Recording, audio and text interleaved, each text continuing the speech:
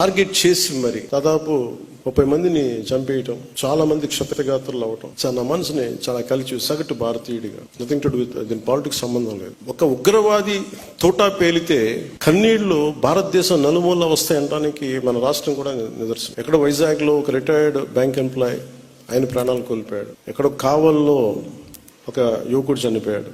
ఇది చాలా చాలా బాధ కలిగించింది మా అందరికి, చాలా మందితో పాటు నాకు బాధ కలిగించింది. అంటే గ్రామాలు should be a part of national integration. Panchayat should become a part of national integration. Kashmir లో కావచ్చు, ఇంకో చోట కావచ్చు, ఎలాంటి జరిగినా గ్రామాల్లో ఉండేవాళ్ళు మాకు ఎందుకు, మా సంబంధం లేదనుకుంటారు. గ్రామాలు రాజకీయాలకు కావచ్చు, పొలిటికల్ పార్టీస్ కావచ్చు, కులాలకు కావచ్చు, వర్గాలకు కావచ్చు, దానికి ఫౌండేషన్ కింద కాకుండా జాతీయ సమగ్రతకి పట్టుకొమ్మల వాళ్ళు పంచాయతీ. ఇది మీకు ఎక్కడ ఏమైనా, ఎందుకంటే ప్రతి గ్రామం నుంచి ఎక్కడో చోట వస్తారు. ఎక్కడో శ్రీకాకుళంలో అత్యధికంగా ఉన్న ఒక పంచాయతీ నుంచిలో అత్యధికంగా సోల్జర్స్ వెళ్తారు అక్కడి నుంచి, ఒక పంచాయతీ నుంచి ప్రత్యేకించి. సో పంచాయతీలని ఎలా బలోపేతం చేయాలని ఒక ఉద్దేశంలో మొన్న ఆ సంఘటన జరిగిన తర్వాత దాని గురించి చాలా ఆలోచిస్తూ ఉంటే నాకు ఒకటే అనిపించింది. ఒక రాజకీయ నాయకుడు ఊరు లేదు, పేరు లేదు, ఉండదు, వాళ్ళ కుటుంబానికి తెలియచ్చు, కానీ ఆయన విగ్రహాలు పెట్టేస్తారు. ఏదన్నా విగ్రహాలు పోతే గోల చేసేస్తారు. కానీ ఏ దేశం అయితే మనకు ఆధారం ఇచ్చిందో,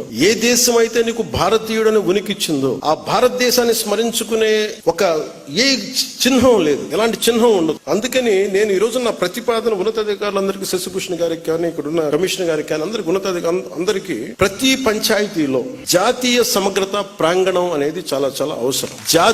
దాంట్లో జాతీయ సమగ్రత స్తూపం